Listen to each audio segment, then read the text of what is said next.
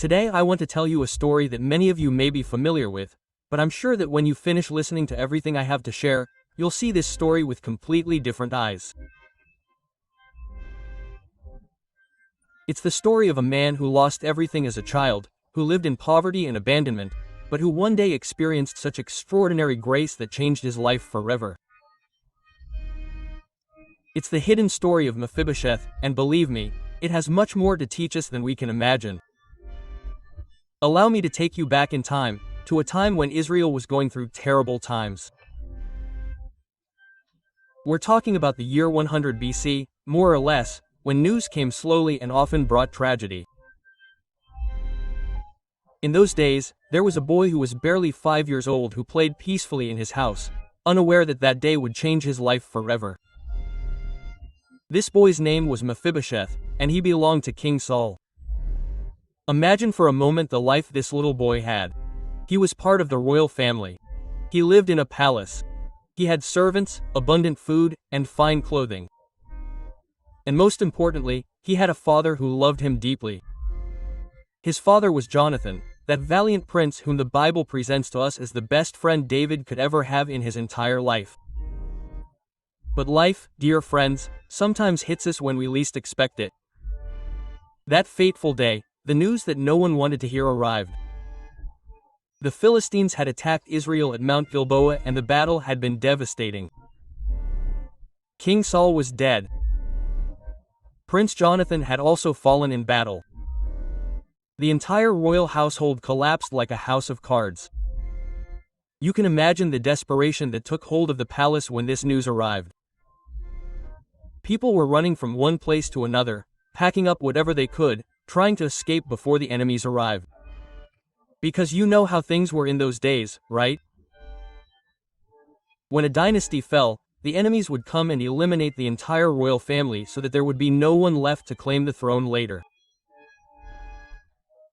Mephibosheth's nurse, the woman who cared for the boy, knew perfectly well what this meant. She had to save the little boy's life by any means necessary. The Bible tells us in the second book of Samuel, chapter 4, verse 4, that this woman grabbed the child and ran away.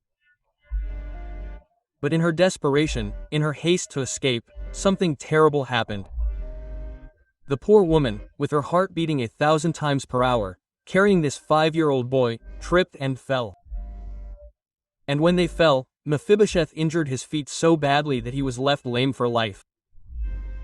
Imagine the drama of this situation. In a single day, this child lost his grandfather, the king. He lost his father, he lost his royal position, he lost his home, he lost his future and, on top of all that, he lost the ability to walk normally. Do you realize the tragic irony of this story? The person who was trying to save him ended up being the cause of his permanent disability. Sometimes life puts us in situations where good intentions end up causing more pain. But be careful, because I am convinced that in God's plans, even the most terrible tragedies can have a purpose that we fail to see at the time. This child who had been born to be a prince suddenly found himself a refugee, a disabled person, a son of an ancient dynasty that was now persecuted. His world had been completely turned upside down. There were no more palaces, no more servants, no more abundance. Now he had to hide, he had to survive however he could. His wet nurse took him to a place called Lodebar, which literally means a place without pasture or a barren place. Don't you think it's significant that the place where he ended up taking refuge was called that? It was as if even the name of the place screamed out the desolation that this child was going to live in for years and years. In Lodebar, Mephibosheth grew up far from everything he had ever known. He grew up knowing that he was the son of Jonathan, the grandson of Saul, but also knowing that he could not claim any of that. He grew up knowing that somewhere out there was a king named David, who now sat on the throne that had belonged to his family. And this is where the story gets even more interesting, because Mephibosheth didn't know something crucial. He didn't know that David and his father Jonathan had been the best of friends. He didn't know that David had mourned his father as if he were his own brother. He didn't know that David had made a covenant with Jonathan to take care of his descendants forever. All those years at Bar, Mephibosheth lived in fear, afraid that one day David would find him and kill him for being part of Saul's family, because that was the norm in those days, right? New kings would eliminate the descendants of previous kings to prevent future rebellions. So this young man grew up poor, he grew up disabled, he grew up afraid, he grew up thinking that he was an enemy of King David. He grew up not knowing that David had actually been searching for him all those years, not to harm him, but to show him mercy out of love for his father Jonathan. But in this story there is a character who often goes unnoticed and is someone who will play a fundamental role in everything that comes next. His name is Ziba and he was a servant in the house of Saul. This man had served the royal family faithfully for years. And when everything collapsed, when Saul's dynasty fell and everyone fled in terror, Ziba made a decision that would define the rest of the story. Do you know what Ziba did? He went with Mephibosheth to the bar, he left everything he had, he abandoned any possibility of seeking fortune elsewhere and decided to stay by the side of this disabled boy who had absolutely nothing to offer him. That, my dear friends, is what I call true loyalty. Imagine Ziba's situation. He was an intelligent, capable man who knew the secrets of royal administration. He could easily have sought work with David, the new king. He could have changed sides, as many did at that time, but no. Ziba chose the difficult path. She chose to take in a child who represented Israel's defeated past. For years and years, Ziba cared for Mephibosheth in her tavern. She got him food when there was none, she protected him when he needed it, she cared for him as if he were her own son. And all this without receiving anything in return, because Mephibosheth had nothing to give. He was a poor, disabled young man, and technically an enemy of the king who now ruled Israel. But here's something I find fascinating. Not only did Ziba care for Mephibosheth, she also told him everything she knew about his family. She told him about his grandfather Saul, about the victories he had had before everything got complicated. She told him about his father Jonathan, about his bravery, about his noble character. She helped keep alive the memory of who he was and where he came from.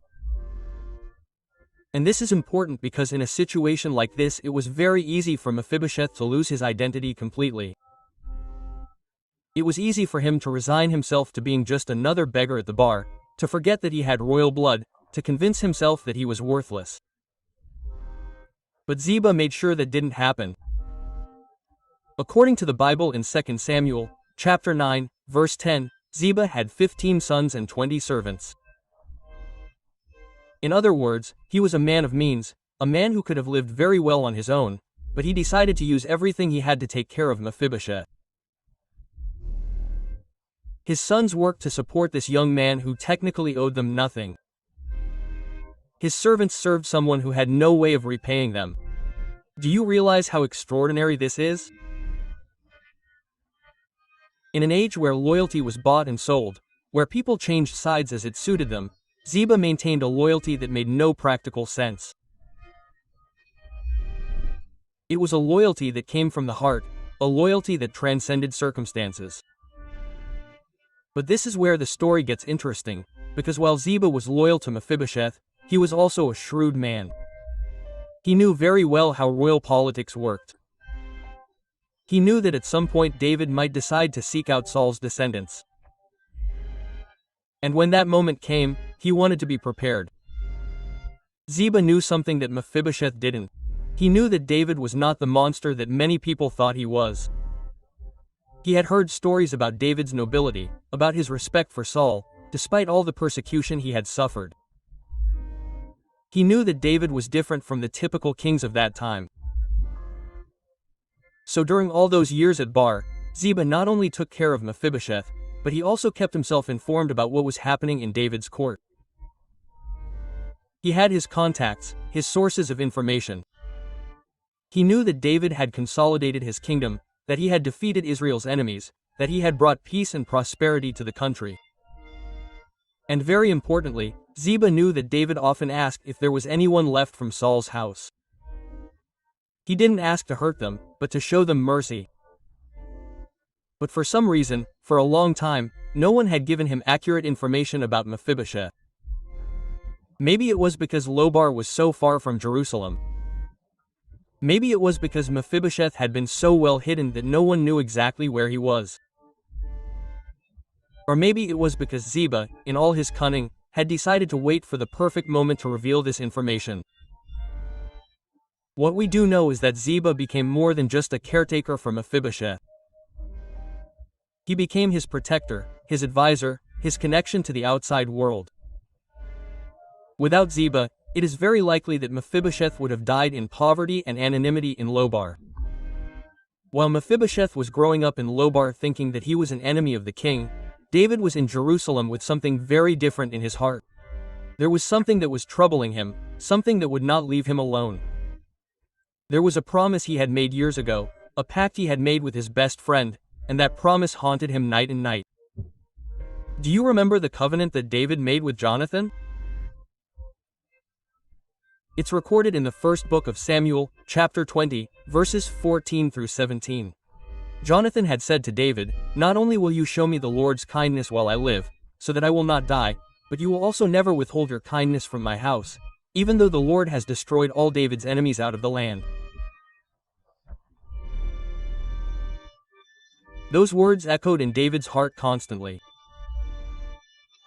Jonathan had not only been his friend, he had been his brother, he had been the person who had risked the most for him. When Saul wanted to kill David, Jonathan had put his own life on the line to protect him. He had disobeyed his father. He had risked his position as crown prince, all because of his friendship with David. And now Jonathan was dead. He had fallen on Mount Gilboa defending Israel. David had mourned his death as he had never mourned for anyone. He had even written a beautiful elegy recorded in the second book of Samuel, chapter 1, where he says, "I am distressed for you, my brother Jonathan. You have been very sweet to me. Your love to me was more wonderful than the love of women." But weeping was not enough for David. Tears did not fulfill the promise he had made. David knew he had to do something concrete to honor his friend's memory. He had to find a descendant of Jonathan and show him the mercy he had promised. The problem was that David did not know if there was anyone left alive from Jonathan's family. Several years had passed since the Battle of Mount Gilboa, and in those days it was very common for the entire royal family to be wiped out when a dynasty fell. David had done some research, but he had found no trace of any descendants of Saul or Jonathan. But David would not give up. He was a man of his word, a man who took his commitments seriously. So one day, recorded in the book of 2 Samuel, chapter 9, verse 1, David gathered his advisors and asked them a question that would change everything. "Is there anyone left of the house of Saul, to whom I may show kindness for Jonathan's sake?" Notice how David phrased his question. He didn't say, "Is there anyone left of the house of Saul, that I may avenge myself?" He didn't say, "Is there anyone left, that I may remove any future threat?" He said, "That I may show kindness." And not just any mercy, but mercy for Jonathan's sake. This shows us something beautiful about David's heart. Despite everything Saul had done to him, despite years of persecution, despite Saul trying to kill him multiple times, David was not thirsty for revenge. What he had was a deep desire to honor his dead friend. David's advisors looked at one another. Some remembered that there had been rumors about a possible descendant of Jonathan, but they had no concrete information. That's when someone mentioned Ziba. "There's a servant who belonged to Saul's house." They said, "His name is Ziba. Maybe he has information." David immediately ordered Ziba to be brought before him. And this is where the story takes a dramatic turn, because Ziba had been waiting for this moment for years. He had been taking care of Mephibosheth, yes, but he had also been waiting for the perfect opportunity to reveal it. When Ziba came before David, the king asked him the same question. Is there not still anyone of the house of Saul to whom I should show kindness? God? And Ziba, who had kept this secret for so long, was finally able to respond, there is still a son of Jonathan who is crippled in his feet. Can you imagine the excitement David felt when he heard those words? A son of Jonathan, his dear friend, had a son who was alive. David immediately asked, Where is he? And Ziba replied, Behold, he is at the house of Machir the son of Ammiel in Lodebar. Lodebar, that desolate place, that pastureless place where Mephibosheth had grown up thinking he was the king's enemy. David wasted no time. He immediately sent messengers to bring Mephibosheth to Jerusalem, not to judge him, not to question him, but to show him the mercy he had promised his father. But David did not know something important. He did not know that Mephibosheth had grown up afraid of him. He did not know that this young man had spent years hiding, thinking that if David found him he would kill him. He did not know that when the messengers arrived in Lodebar, Mephibosheth would think they had come for him to execute him. The irony of this situation is extraordinary. David had been seeking Mephibosheth to bless him, and Mephibosheth had been hiding from David, thinking that he wanted to kill him. Two people with the best of intentions, but separated by fear and lack of communication. Imagine the scene when King David's messengers arrived at the tavern. It was a day like any other in that forgotten place, when suddenly soldiers appeared in royal regalia asking for Mephibosheth. Son of Jonathan, this young man's heart must have stopped beating for a few seconds. After all those years in hiding, after living in complete anonymity, the moment he had feared the most had finally arrived. David had found him, and in his mind it could only mean one thing. His death was near. Ziba, who knew David's true intentions, tried to calm him down. She explained that David was not the monster he imagined, that she had heard that the king wanted to show him mercy. But how could Mephibosheth believe those words? For years he had lived with the certainty that he was the king's enemy. It was not easy to change that mindset overnight. The journey from Lodebar to Jerusalem must have been psychological torture for Mephibosheth. Every mile he advanced brought him closer to what he thought would be his execution. He thought about his life, all that he had lost, all that he had never been able to be. He thought about his father Jonathan, whom he barely remembered, and his grandfather Saul, about whom he only knew the stories that Ziba had told him. But he was also thinking about something else. He thought about finally meeting David, the man who had been the subject of so many stories he had heard during his childhood. The shepherd who had killed Goliath, the warrior who had defeated the Philistines, the king who had unified Israel and made it a power. When they finally arrived in Jerusalem, Mephibosheth was amazed by the magnificence of the city. It was very different from Bar. There was life here, there was prosperity, there was order. The streets were filled with merchants, with craftsmen, with people who looked prosperous and happy. This was the Israel that his grandfather Saul had dreamed of, but that David had managed to build. They took him straight to the royal palace. And this is where we have to use our imagination to understand what Mephibosheth felt when he saw this place. This was the palace where he should have grown up if things had been different. This was the place that was his birthright, but now it was completely foreign to him. The guards led him to the throne room, and there, sitting on the throne that had belonged to his grandfather Saul, was David. The second book of Samuel, chapter 9, verse 6, tells us what happened. Then Mephibosheth the son of Jonathan, the son of Saul, came to David and fell on his face and bowed down. Do you see what this means? Mephibosheth bowed down to David, not as an equal greeting another equal, but as a subject before his king. As one who recognized that his life was in that person's hands, he prostrated himself expecting to hear his death sentence. But what he heard was something entirely different. David called him by name Mephibosheth, and he responded with the words that revealed his full terror. "Here is your servant." He didn't say, "Here is Mephibosheth." He didn't say, "I am the son of Jonathan." He said, "Here is your servant." He immediately identified himself as someone who was at the mercy of the king. And then David spoke the words that changed Mephibosheth's entire life.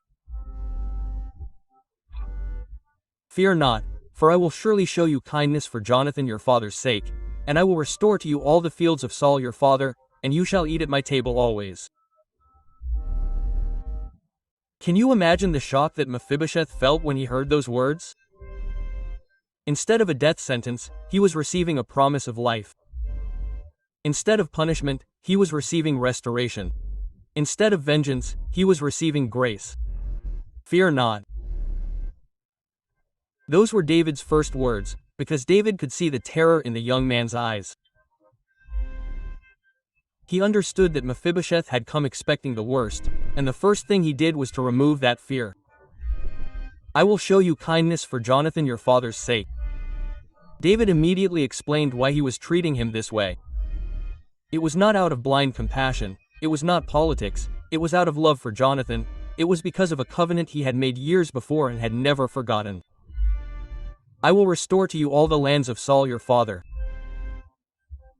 This meant that Mephibosheth would not only survive, but he would recover everything he had lost when he was 5 years old. The properties, the lands, the resources that had belonged to his family, everything would be returned to him, and you will eat at my table forever. This was the most extraordinary part of all. David was not only returning his possessions, he was inviting him to be part of his own family. Eating at the king's table was an honor reserved only for the king's sons and the most distinguished guests. Mephibosheth's response revealed how shocked he was by the whole situation. Verse 8 tells us that he bowed down and said, "Who is your servant that you should look at a dead dog like me?" He called himself a dead dog. That was the image he had of himself after years of poverty and marginalization. The transformation in Mephibosheth's life was not gradual, it was instantaneous. In a single day he went from being a poor, disabled refugee in Bar to being treated like a son of the king in Jerusalem. But you can see what this meant practically. First, David called Ziba and gave him very specific instructions. He told him that he and his sons and his servants were to work the land that had belonged to Saul and that all the produce of that land was to go to Mephibosheth. This was not just a symbolic gesture, it was a complete economic restoration. Shiva had 15 sons and 20 servants, as we mentioned earlier. That meant that Mephibosheth suddenly had 35 people working for him. He had productive land, he had a guaranteed income, he had financial security, he was no longer dependent on anyone's charity. But the most extraordinary thing was not the economic restoration, but the social restoration. David established that Mephibosheth would always eat at the king's table. This meant that every day, at every meal, Mephibosheth would sit next to David as if he were one of his own sons. Imagine what this meant to someone who had grown up like Mephibosheth. For years he had eaten leftovers, he had depended on the generosity of others. He had lived with the uncertainty of not knowing if he would have food the next day, and suddenly he had access to the best food in the kingdom every day of his life. But there was something deeper than food. The king's table was the place where important decisions were made. It was where the affairs of the kingdom were discussed. It was where the future of Israel was planned. By inviting Mephibosheth to that table, David was bringing him into the inner circle of power. The book of 2 Samuel, chapter 9, verse 13, tells us something very beautiful. Now Mephibosheth was living in Jerusalem, for he always ate at the king's table, and he was crippled in both his feet. Do you notice how this sentence is worded? It says that he ate at the king's table, and then almost as a side note, it says that he was crippled. This is significant because it shows us that Mephibosheth's disability was no longer the most important thing about his identity. The most important thing was that he ate at the king's table. His worth was not determined by what he could or couldn't do with his feet, but by the grace that he had received from the king. And here's something I find fascinating. When Mephibosheth sat at the king's table, his disability was hidden beneath the table. No one could see his crippled feet. What everyone saw was someone who had the honor of eating with the king, someone who was treated as royal family. This teaches us something profound about how grace works. Grace doesn't remove our limitations, but it covers them up. It doesn't make us perfect, but it gives us access to the most privileged place. Mephibosheth remained lame all his life, but that no longer defined his identity or his position. David also made sure that Mephibosheth had a proper home in Jerusalem. He no longer lived in the barren, forgotten place of the barn. He now lived in the capital, near the palace, in a place where he could participate fully in the life of the court. But the most extraordinary thing about all this was David's attitude toward Mephibosheth. He did not treat him as someone for whom he was doing a favor. He did not treat him as a charity project. He treated him with genuine affection, as if he were truly part of his family. This was because every time David looked at Mephibosheth, he saw Jonathan, he saw his dear friend who had given his life for Israel, he saw the man who had been more loyal than a brother, and that love that he had for Jonathan naturally spilled over into his son. David's other sons must have wondered at first what was going on. Suddenly there was a lame young man who ate with them every day, who was treated like one of the family, but who was clearly not David's son. But over time they came to understand that this was part of their father's character, his way of honoring commitments and valuing loyalty. Mephibosheth also had to adjust to this new reality. After years of living in the shadows, he was suddenly the center of attention. After years of wearing rags, he suddenly had the best clothes. After years of being a nobody, he was suddenly somebody. But most important of all, he had finally found a place where he belonged. He was no longer the grandson of the fallen king. He was no longer the orphaned son. He was no longer the lame refugee. He was the adopted son of King David. He was someone who had a permanent place at the highest table in the kingdom. But Mephibosheth's story did not end with this happy ending. Life, dear friends, sometimes presents us with trials just when we think everything is resolved. And the greatest test of Mephibosheth's life came from where he least expected it, from Ziba, the man who had cared for him for so many years. It had been several years since Mephibosheth had been restored to the king's table. He had become accustomed to his new life. He had developed a close relationship with David, and all seemed well. But then came the greatest crisis David had ever faced as king, the rebellion of his own son Absalom. Absalom, one of David's sons, had rebelled against his father and had managed to win the support of a large part of the people. The situation was so dire that David had to flee Jerusalem to avoid a civil war in the capital. It was one of the most painful moments of David's life, because not only was he losing his kingdom, but he was being betrayed by his own son. In this desperate situation, David had to leave Jerusalem with his loyal guards and the people in his closest circle. And this is where the story gets interesting, because as David was fleeing, he met Ziba on the road. The second book of Samuel, chapter 16, tells us this part of the story. Ziba appeared with 2 donkeys saddled, 200 loaves of bread, 100 bunches of raisins, 100 dried figs, and a skin of wine. It was a generous provision for David and his people at a very difficult time. David, grateful for this display of loyalty, asked Ziba, "Where is your master's son?" He was referring to Mephibosheth, of course, and Ziba's response was devastating. "Behold, he has remained in Jerusalem because he has said, 'Today the house of Israel will return to me, the kingdom of my father.'" Do you see what Ziba was implying? She was saying that Mephibosheth had decided to remain in Jerusalem because she thought that with Absalom's rebellion he could reclaim the throne that had belonged to his grandfather Saul. She was painting Mephibosheth as an opportunistic traitor who was taking advantage of David's crisis for his own purposes. David, who was in a very vulnerable emotional state because he had just been betrayed by his own son, immediately believed Shiva's words. His reaction was immediate and drastic. "Behold, all that Mephibosheth has is yours." In a moment of pain and disappointment, David gave Ziba all the property that he had restored to Mephibosheth. But what had really happened? Was it true that Mephibosheth had betrayed David? To understand this, we have to think about the practical situation. Mephibosheth was a lame man who depended on others to get around. When David had to flee Jerusalem in a hurry, it is very likely that Mephibosheth was simply not able to accompany him physically.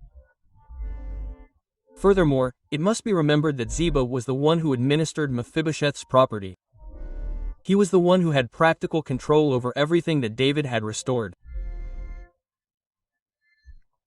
If Ziba chose not to provide Mephibosheth with the means to follow David, Mephibosheth had little choice, but Ziba most likely saw this crisis as a golden opportunity to get rid of Mephibosheth and take everything for himself. For years he had been managing the estates, working for Mephibosheth, but always as a servant. Now he saw the chance to become the owner of everything. So Ziba made a calculated decision. He decided to abandon Mephibosheth in Jerusalem and go to David with provisions, painting himself as the loyal servant and Mephibosheth as the ungrateful traitor. It was a masterstroke in terms of political manipulation, and it worked.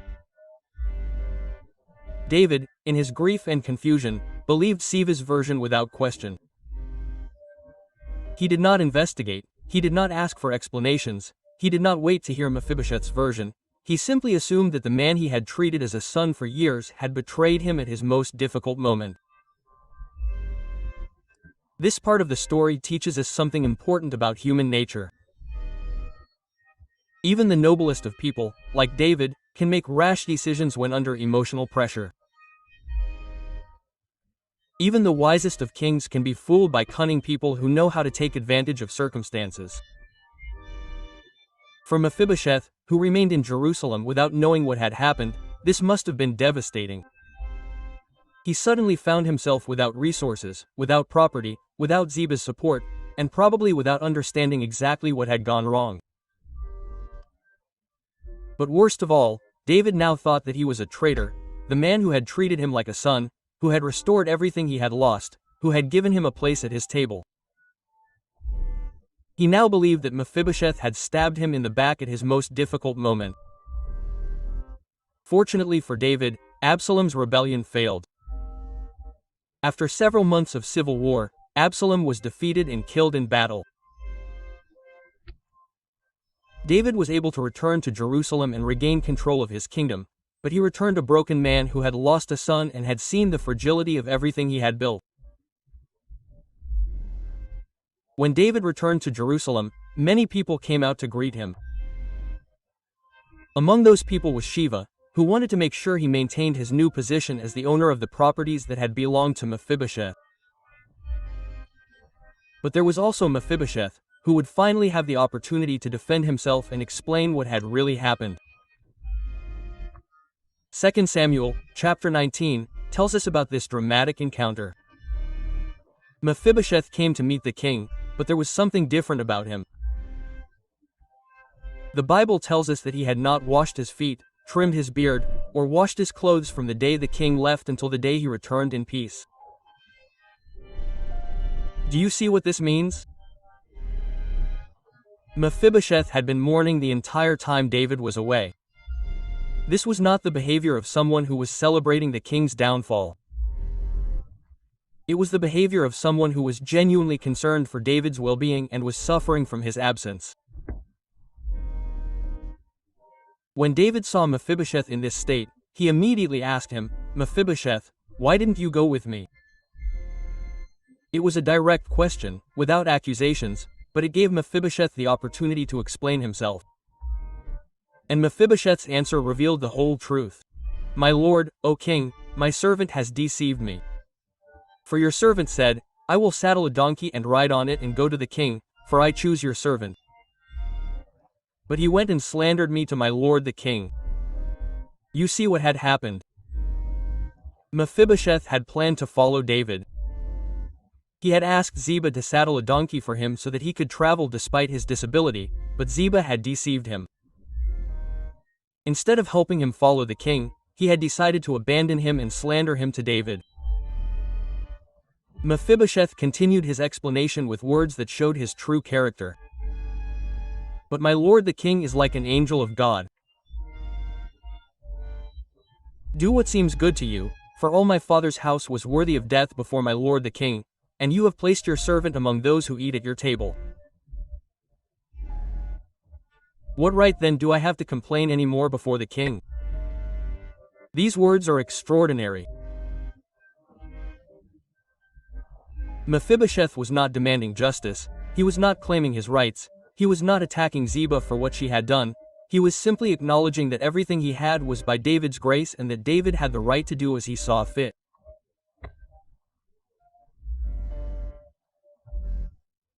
Mephibosheth understood something that many of us do not understand, that grace cannot be demanded, that when someone has given us something we did not deserve, we have no right to complain when that person decides to change his mind. His attitude was one of gratitude, not demand. David realized immediately that he had been deceived by Ziba. The evidence was clear: Mephibosheth's state of mourning, his coherent explanation, and above all his attitude of humility and gratitude. Anyone who was an opportunistic traitor would not have shown up in that state, nor would he have spoken with that humility. But David was also in a difficult position. He had already given all of Mephibosheth's property to Ziba. He had already made a public decision based on the information Ziba had given him. It was not easy to reverse that decision without appearing to be an indecisive king or without investigating things thoroughly. So David made a Solomonic decision. "Why do you say more words? I have determined that you and Ziba shall divide the land." In other words, he divided the property between Mephibosheth and Ziba. From a legal standpoint, this decision made sense. David recognized that he had made a mistake, but he also recognized that Ziba had performed a royal service by bringing him provisions during the crisis. So he decided that both of them would benefit from the property. But Mephibosheth's response to this decision once again revealed his true nature. "Let him take it all, for my lord the king has returned home in peace." For Mephibosheth, the important thing was not the property. The important thing was that David had returned safely. The important thing was that the kingdom was at peace. The important thing was that David had returned safely. The important thing was that the kingdom was at peace. The important thing was that David had returned safely. Was that his relationship with David was restored. David's decision to divide the property between Mephibosheth and Ziba may seem unfair at first glance. After all, it was clear that Ziba had lied and manipulated the situation for her own benefit. Why didn't David just punish Ziba and return everything to Mephibosheth? To understand this decision, we need to think like a king who has just been through a terrible crisis. David had seen his own son rebel against him. He had seen many people he trusted betray him.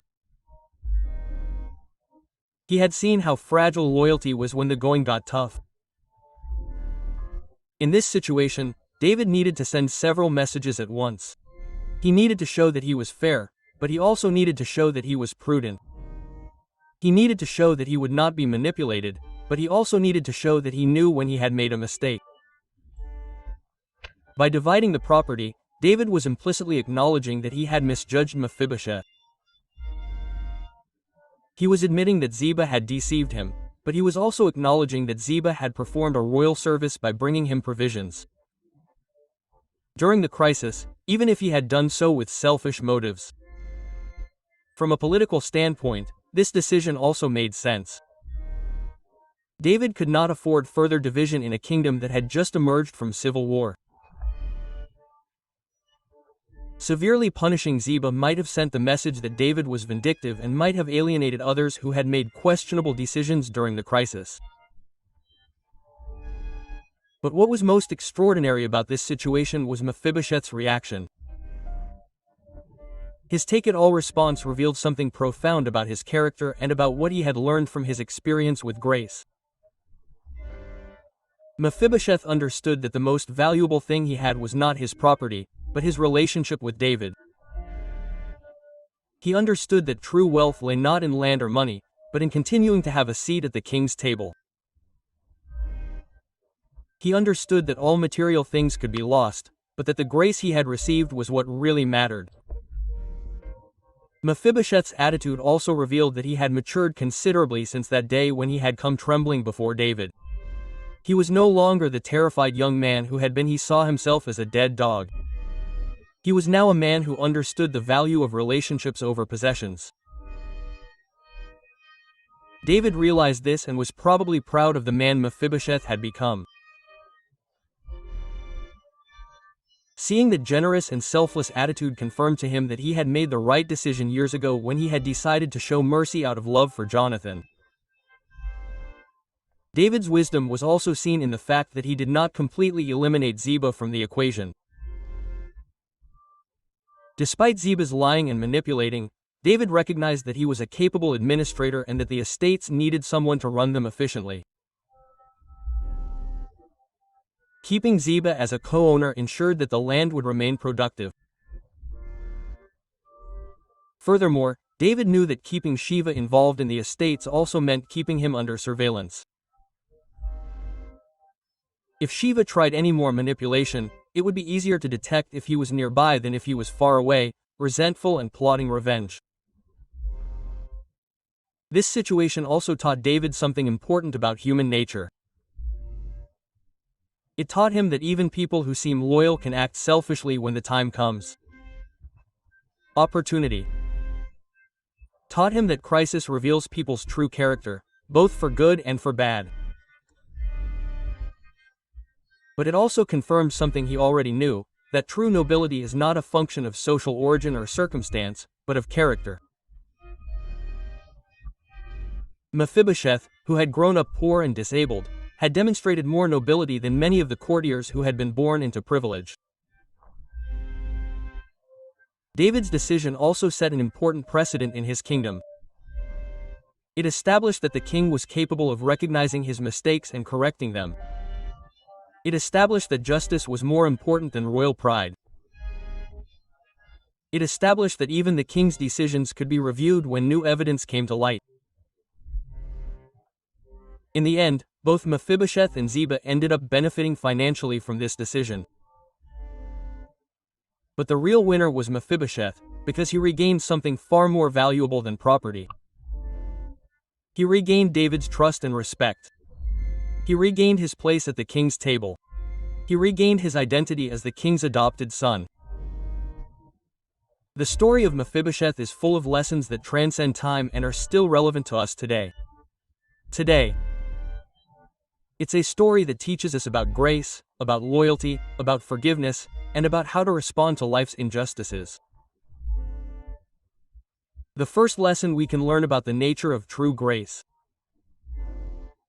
David did not show mercy to Mephibosheth because he deserved it.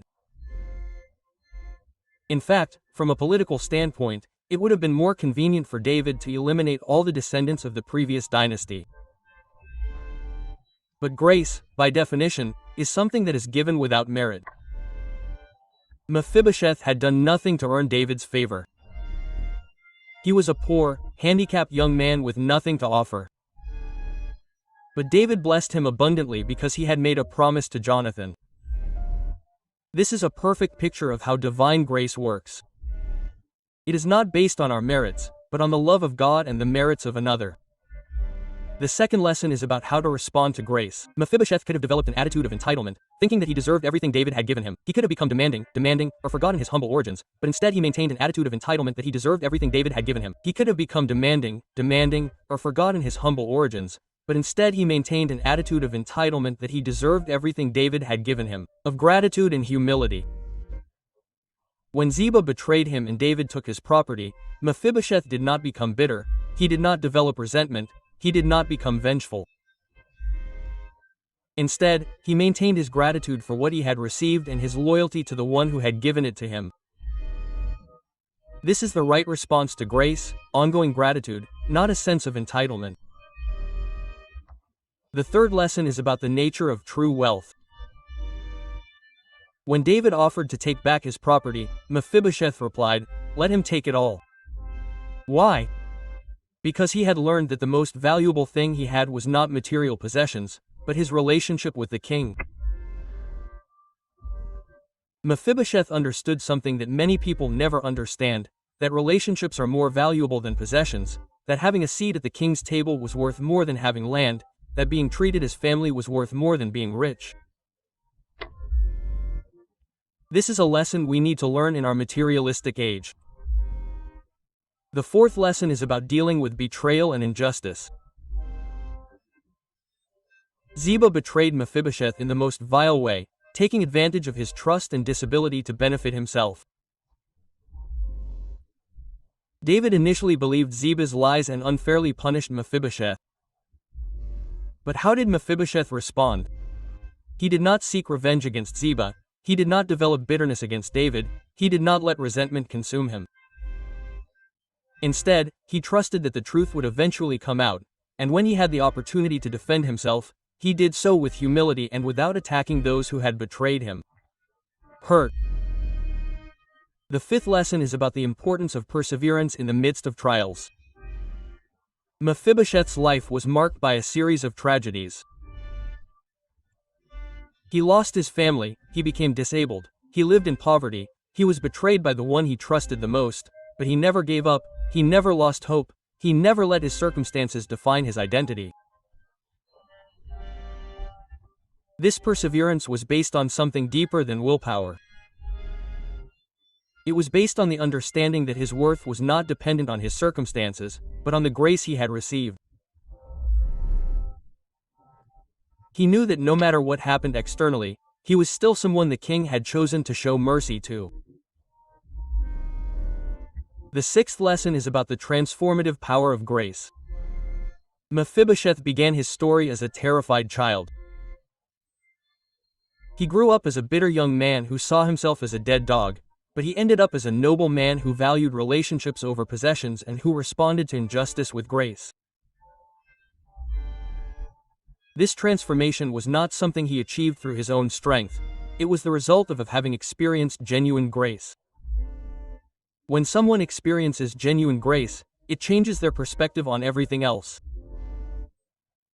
It changes the way they see other people, the way they respond to difficulties, the way they value what really matters in life.